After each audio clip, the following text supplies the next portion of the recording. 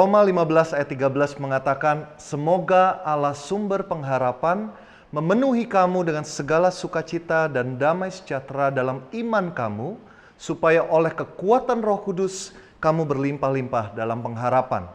Welcome to Feast Online atau yang lebih kita kenal Worship from Home. Selama 1 jam ke depan kita akan bersama-sama memberikan waktu kita yang terbaik bagi Tuhan. So saat ini saya undang saudara, dimanapun engkau berada, siapkan hatimu sungguh-sungguh, abaikan segala gangguan yang mungkin bisa mengganggu saudara untuk menyembah Tuhan saat ini. Mari kita sembah Tuhan dengan segenap hati kita. Shalom semuanya. Welcome back to Feast Online. Kita sungguh bersyukur bisa bersama-sama memuji dan memuliakan Tuhan pada hari ini. Kita mau nyatakan bahwa janjinya adalah kemenangan kita di dalam setiap perkara kita. Dia boleh memenangkan setiap dari kita untuk kemuliaannya. Amin. Mari kita puji Dia sama-sama. Come on.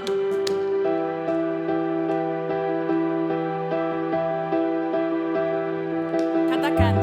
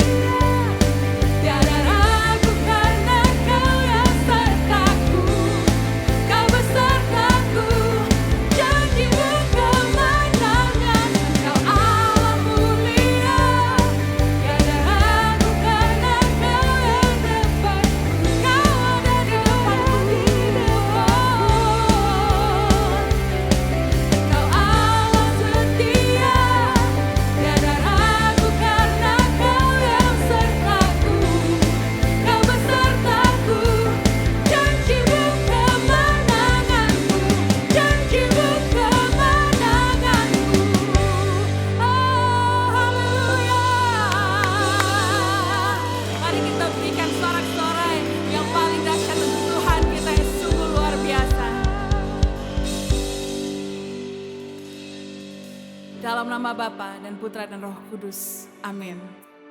Ya Bapa di surga, Engkau sungguh Allah yang luar biasa. Kami sungguh bersyukur Tuhan kami punya Allah seperti Engkau. Engkaulah the miracle worker in our lives, God.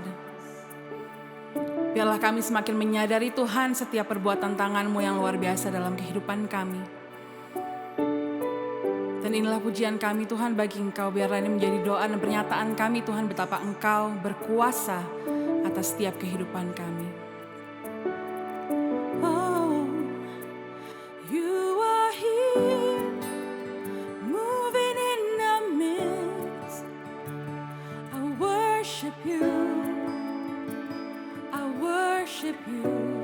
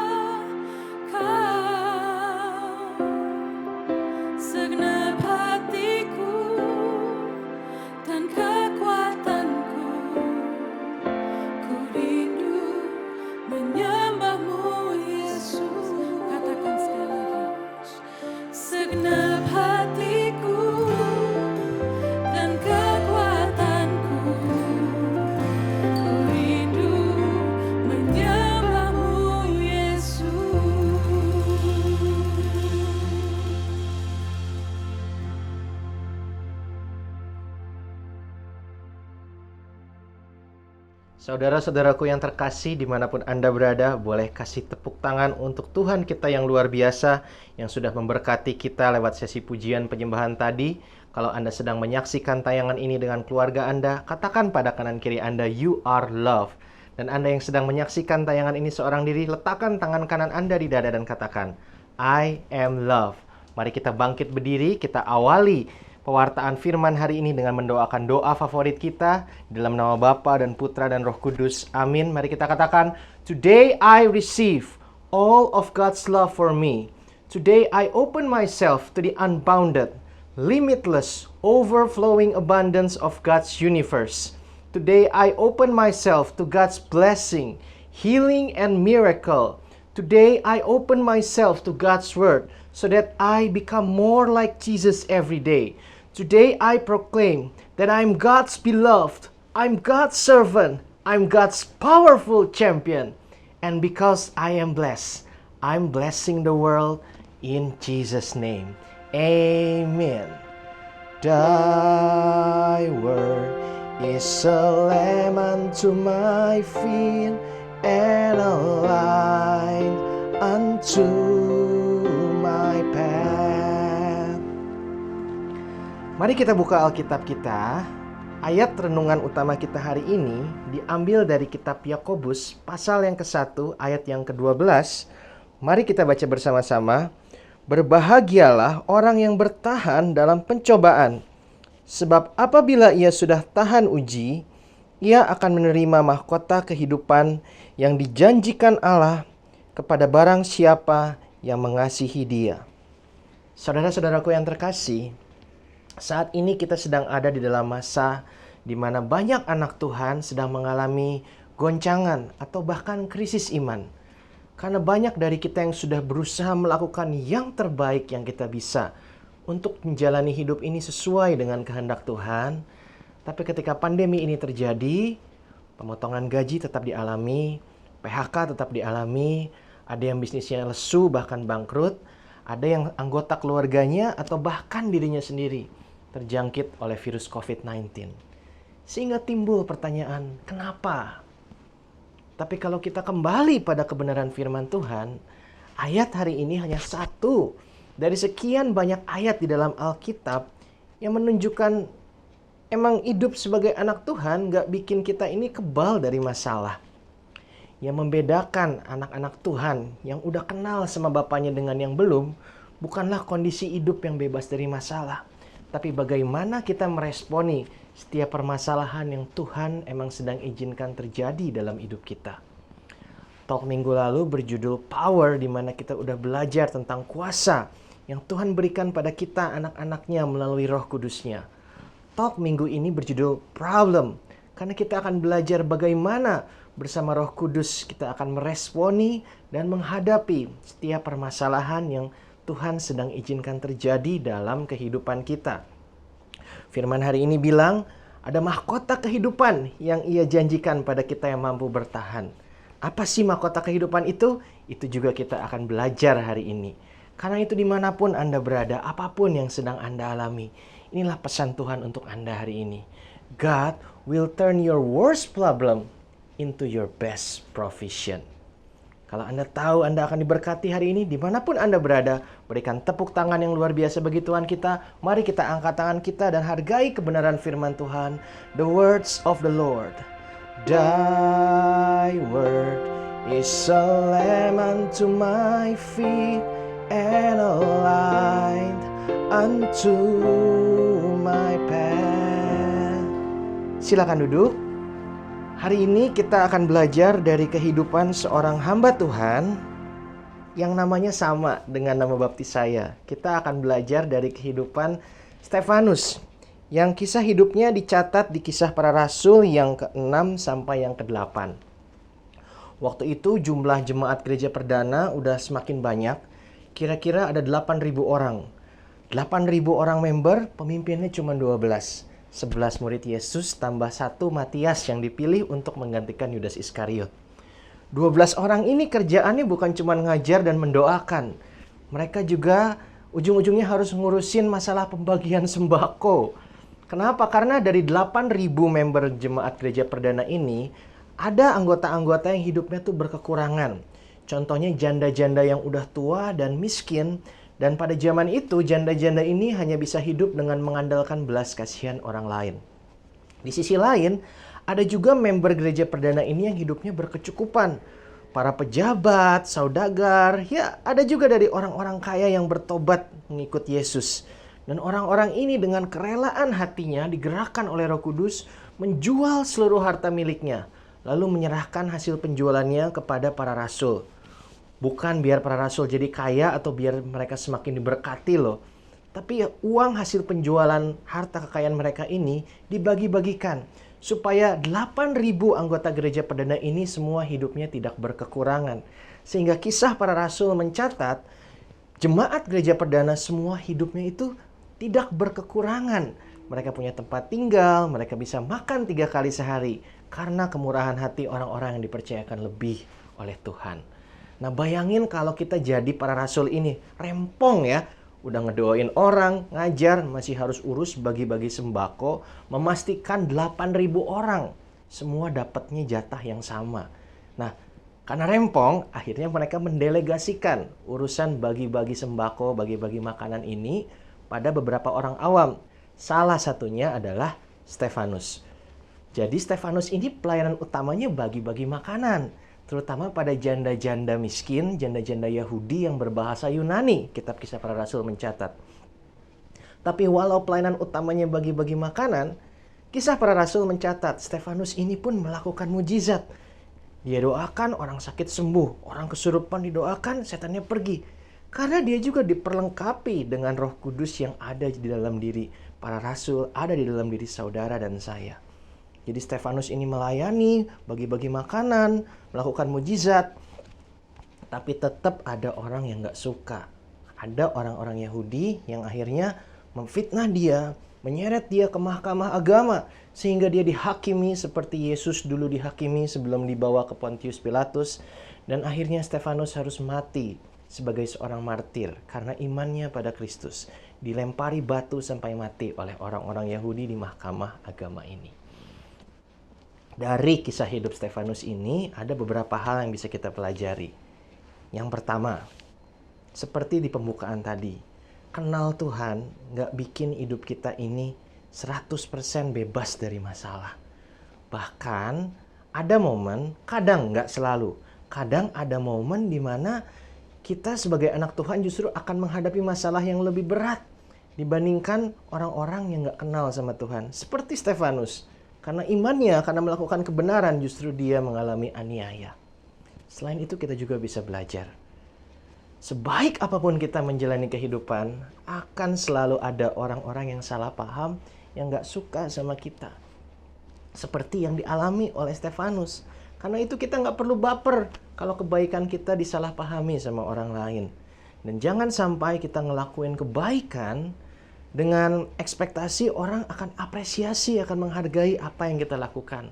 Akan ada waktunya kita jadi kecewa. Seperti yang Rasul Paulus ajarkan, semua yang kita lakukan, berikan yang terbaik. Karena kita melakukan itu untuk Tuhan. Kenapa? Karena Tuhanlah satu-satunya pribadi yang gak mungkin salah paham sama kita. Yang memahami kita sampai lubuk hati kita yang paling dalam. Nah, selanjutnya dari kisah Stefanus ini, kita juga bisa belajar. Di dalam hidup ini, sumber permasalahan dalam kehidupan kita nggak jauh dari 2 hal. Yang pertama, relasi kita dengan orang lain. Yang kedua, situasi dan kondisi yang emang nggak bisa kita kendalikan. Kita bisa belajar tentang masalah dalam relasi lewat konflik yang dialami oleh Stefanus dengan orang-orang Yahudi. Masalah dalam relasi biasanya muncul karena satu dari 2 hal berikut ini. Yang pertama, orang gak ngerugiin kita, gak secara langsung ngelakuin kesalahan sama kita. Tapi entah kenapa kita tuh sebel, baper aja gitu kalau ngelihat kelakuan orang ini. Bisa terjadi seperti itu. Seperti yang dirasakan oleh orang-orang Yahudi pada Stefanus. Sedikit gak masuk akal, karena kalau kita lihat dalam pelayanannya, Stefanus ini gak nyebar hoaks, gak menjelek-jelekan orang-orang Yahudi ini. Dan secara kondisi ekonomi maupun status sosial, kemungkinan besar orang-orang Yahudi ini ada di atas Stefanus. Emang ada sebagian dari orang-orang Yahudi di Yerusalem yang akhirnya convert jadi pengikut Yesus. Sebelumnya mereka pengikut Yudaisme jadi pengikut Yesus. Tapi ini hanya minoritas. Sebagian besar orang Yahudi sampai sekarang menganut paham Yudaisme. Jadi apa yang dilakukan oleh Stefanus gak merugikan orang-orang Yahudi ini secara langsung sebenarnya. Tapi mereka bisa begitu baper, begitu benci sampai memfitnah bahkan membunuh Stefanus. Nah, kalau lihat kelakuan orang-orang ini, saya jadi ingat zaman-zaman saya di awal pertobatan saya. Kalau saya lagi nonton film atau baca berita lalu ngelihat yang namanya bully, orang-orang yang berkuasa atau populer lalu menggunakan apa yang mereka punya untuk menindas yang lebih lemah, darah ini bisa serasa ngedidih. Apalagi kalau nonton film, kadang dari mulut ini keluar kata-kata yang sebenarnya udah nggak pantas diucapkan oleh orang yang udah kenal Tuhan. Dan kalau di film atau baca berita, si pelaku bully ini menerima konsekuensinya, wah rasanya tuh puas banget gitu. Kadang bahkan pengen ngelihat mereka lebih menderita lagi. Begitu penuh dengan kebencian. Ternyata bukan karena sense of justice saya ngelihat ketidakadilan. Ketika saya mulai sadar ada yang salah dengan diri saya dan doa, Tuhan bukakan. Ternyata saya belum bisa berdamai dengan masa lalu saya. Karena sempat ada di masa sekolah saya, Reza ini tampangnya pas-pasan, ekonomi pas-pasan, gak percaya diri, gak pinter olahraga, tapi haus perhatian, sehingga saya orangnya jadi caper, tapi gak tahu caranya bergaul, sehingga akhirnya orang sebel ngomongin di belakang dan membuli saya. Saya belum bisa berdamai bahwa ada masa-masa seperti itu yang pernah jadi bagian dari hidup saya. Saya belum bisa sepenuhnya melepaskan pengampunan pada orang-orang yang dulu ngebully saya. Masih ada insecurity. Dan ini tertrigger ketika ngelihat kejadian itu. Seperti juga yang dialami oleh orang-orang Yahudi ini. Ada rasa insecure di hati mereka karena mereka tahu. Mereka taat ngelakuin semua hukum Taurat ini bukan karena mereka cinta sama Tuhan. Tapi karena mereka sebenarnya sebagian besar, nggak semua, kejar pengakuan dan penghormatan dari orang-orang lain. Mereka tahu Stefanus ini punya sesuatu yang mereka nggak punya. Jadi ada rasa iri, ada rasa takut kalau popularitas atau penghargaan dari orang-orang ini berpindah dari mereka kepada orang-orang Kristen. Sehingga mereka luapkan rasa nggak sukanya dengan cara yang salah. Saudara-saudaraku yang terkasih, kalau kita punya perasaan tiba-tiba nggak suka padahal nggak jelas kenapa, jangan sampai perasaan nggak suka ini mempengaruhi action kita.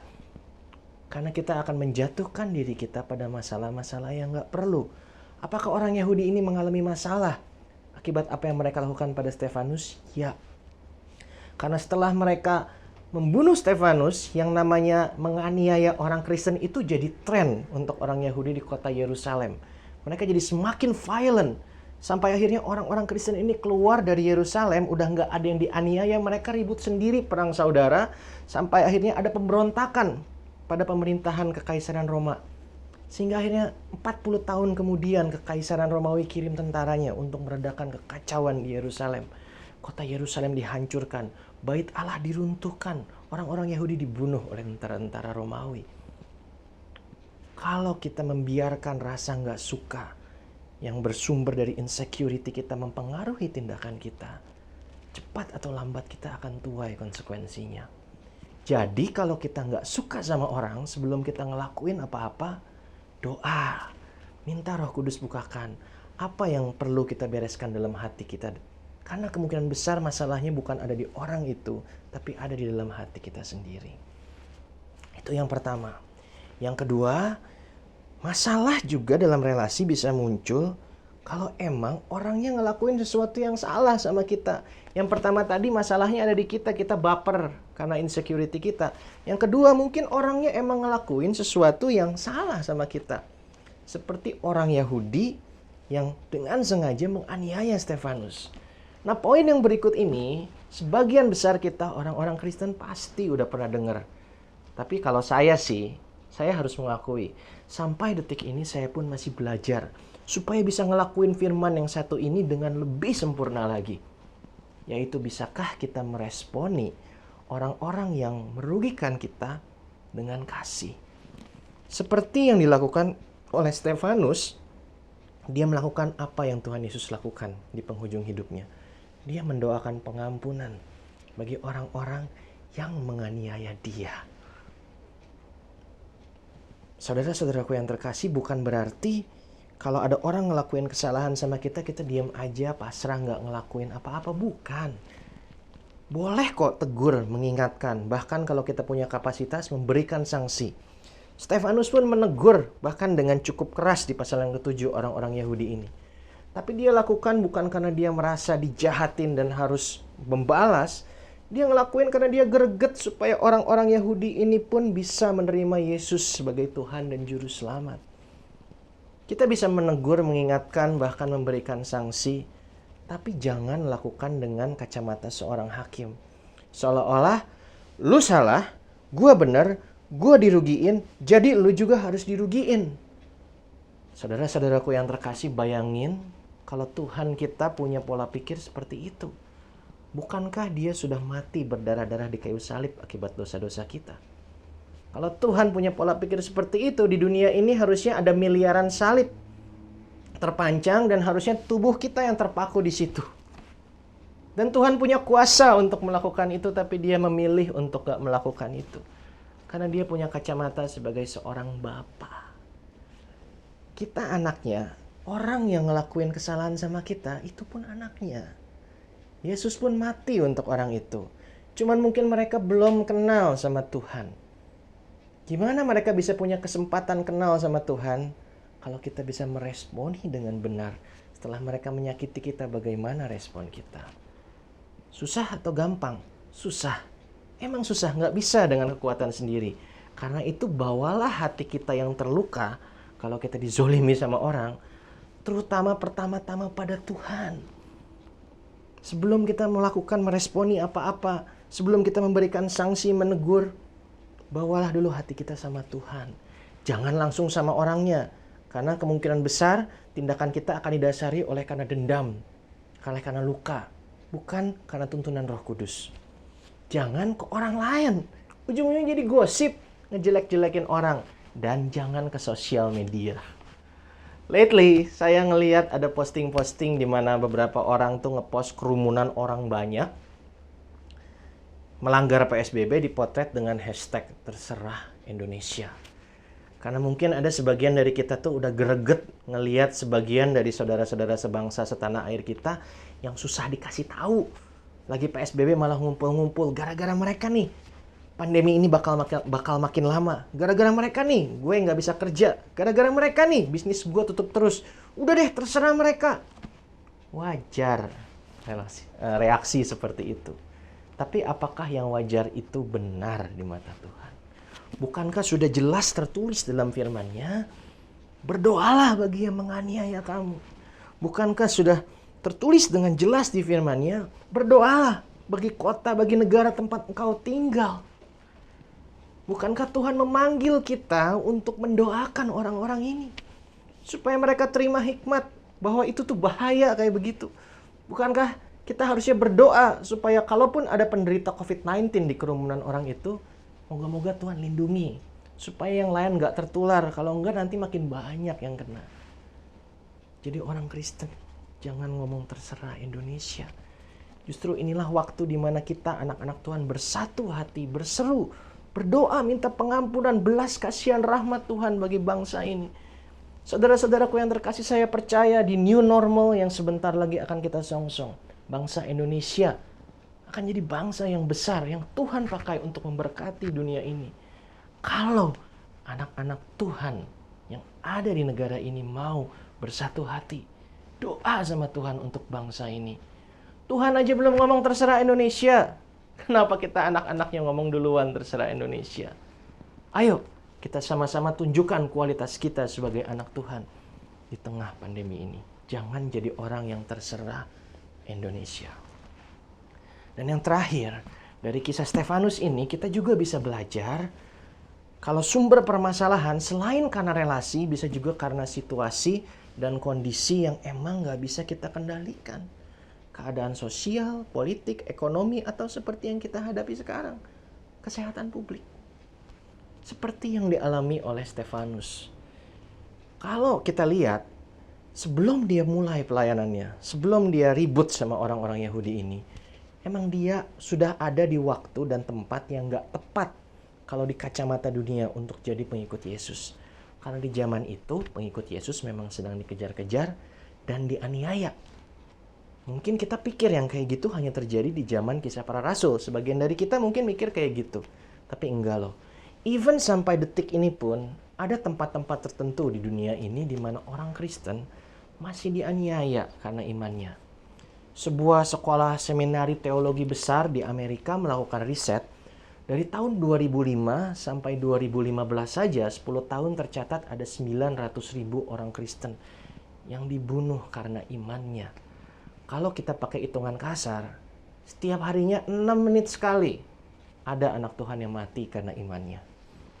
Nah, gimana pengajaran teologi yang bilang kalau udah beriman dengan benar sama Tuhan, pasti selalu kaya, pasti selalu sukses, pasti diluputkan dari masalah. Menjelaskan fenomena ini.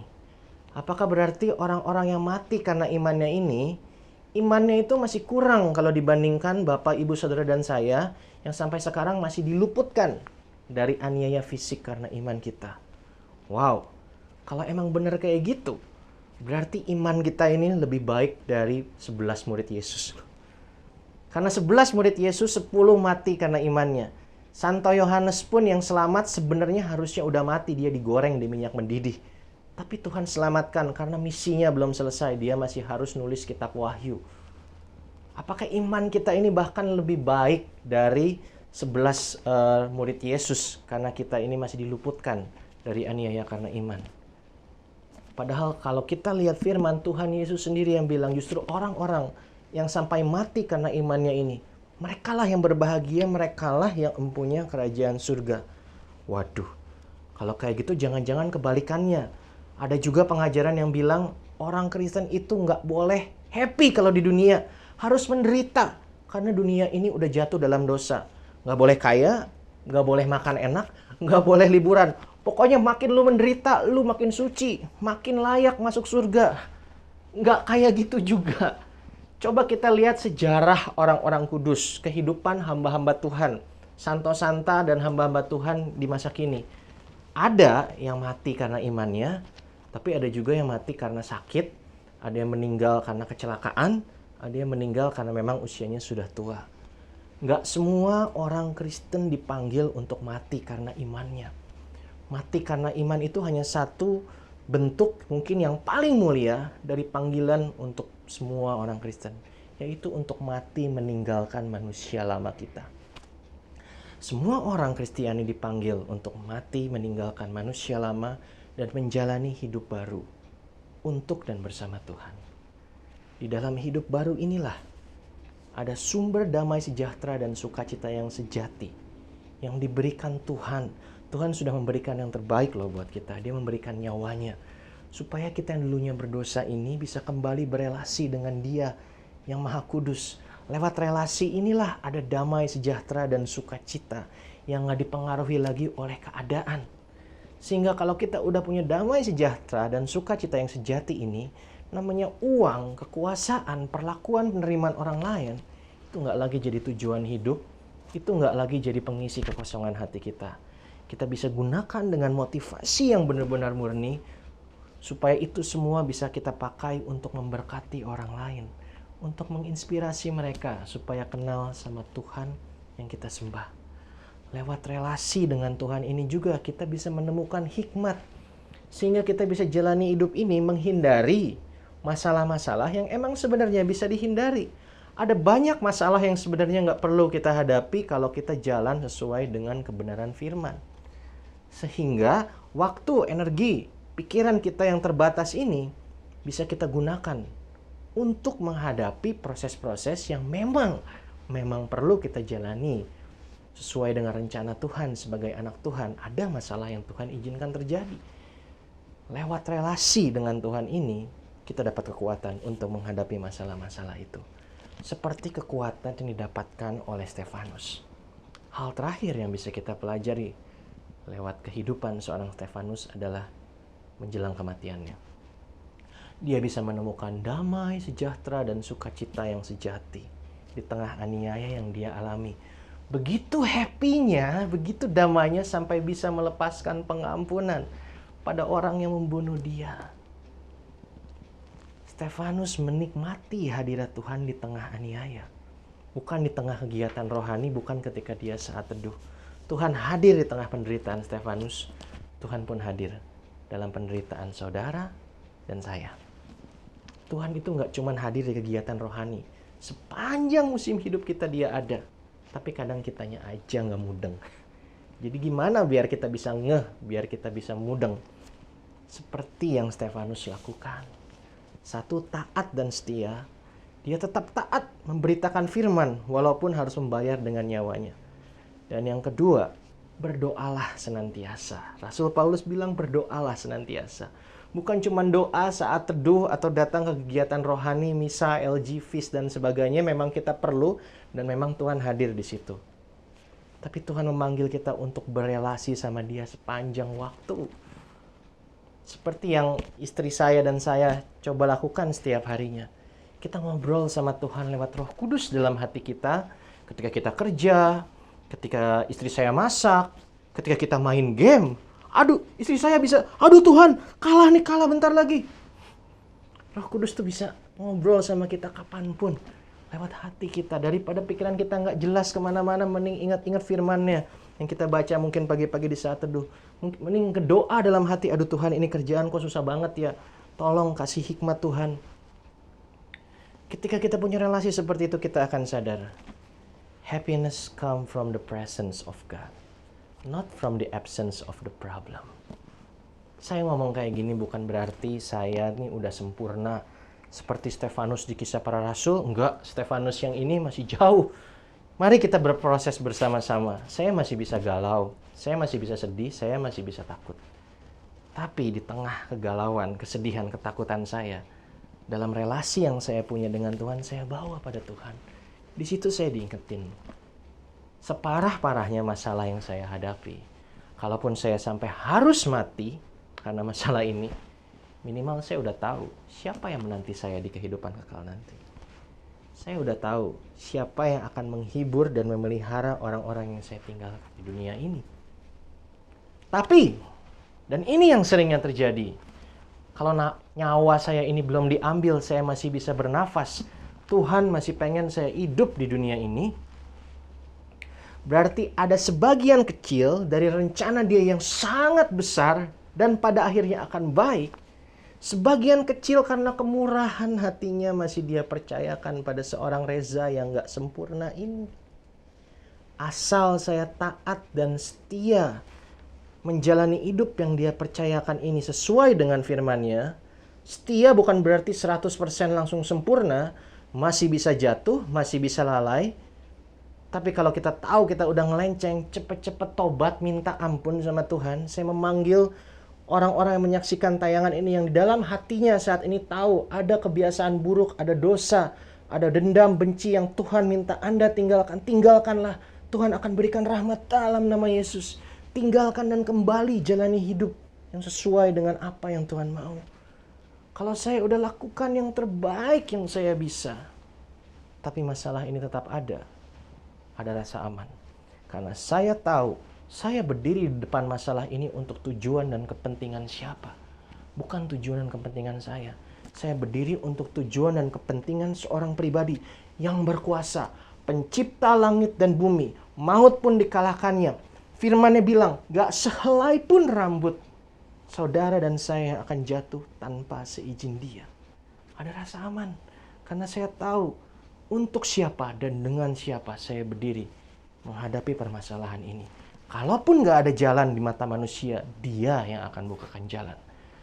Yang terakhir, ada iman dan pengharapan bahwa sesuatu yang baik akan muncul di akhir permasalahan yang Tuhan izinkan terjadi ini.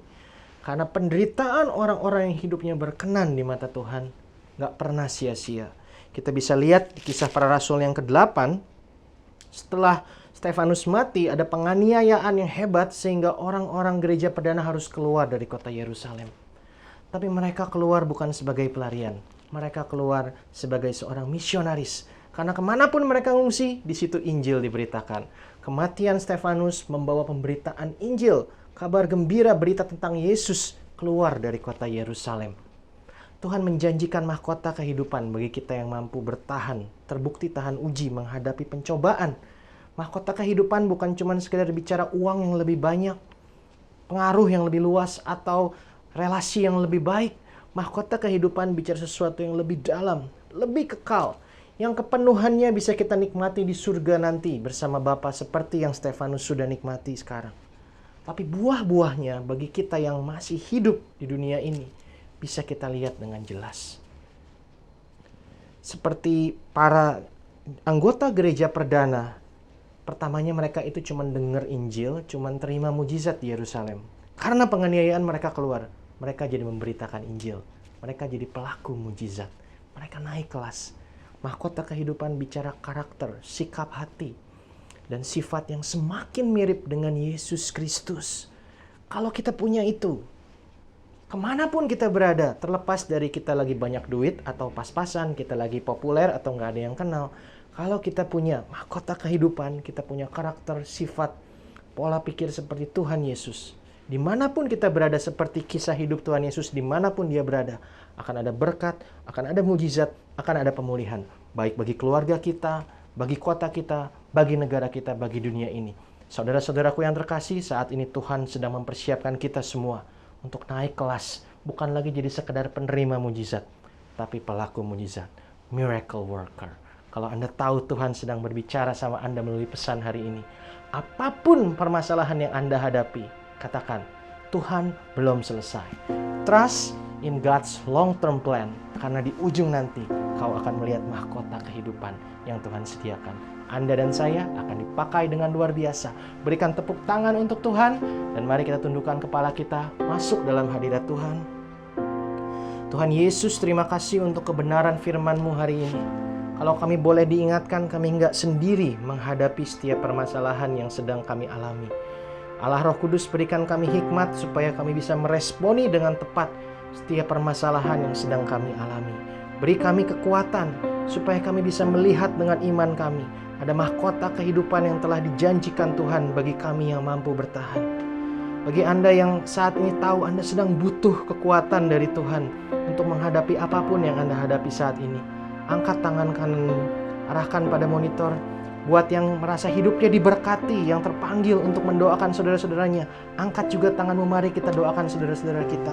Hamba berdoa bagi setiap orang yang sedang bergumul, terluka, berputus asa. Tuhan, curahkan belas kasihan-Mu bagi setiap orang-orang ini. Allah Roh Kudus, kami tahu kami nggak boleh mendasarkan iman kami hanya pada perasaan, tapi Kau juga yang berikan perasaan saat ini juga, biar setiap orang-orang yang membutuhkannya boleh merasakan kehadiran-Mu secara nyata di ruangan dimanapun mereka berada. Curahkan kasih-Mu, curahkan pengurapan yang baru, curahkan api yang baru di dalam nama Yesus. Kami semua mendoakan terobosan, kami mendoakan jalan yang Tuhan berikan, kami mendoakan kekuatan yang baru, kami terima di dalam nama Yesus. Kami percaya Tuhan, Engkaulah yang akan melakukan mujizat dalam hidup kami. Saat gak ada jalan, Kau yang akan bukakan jalan. You are our way maker, You are our miracle worker, You are our provider. We receive dalam satu nama yang penuh kuasa, dalam nama Yesus Kristus, Tuhan Juru Selamat dan Pengantara kami. Kami berdoa dan mengucap syukur. Haleluya, amin. Mari kita naikkan pujian berikut ini, jadikan lagu ini sebagai deklarasi iman kita bahwa Tuhan ada bersama kita dalam permasalahan yang kita hadapi. Tuhan Yesus memberkati.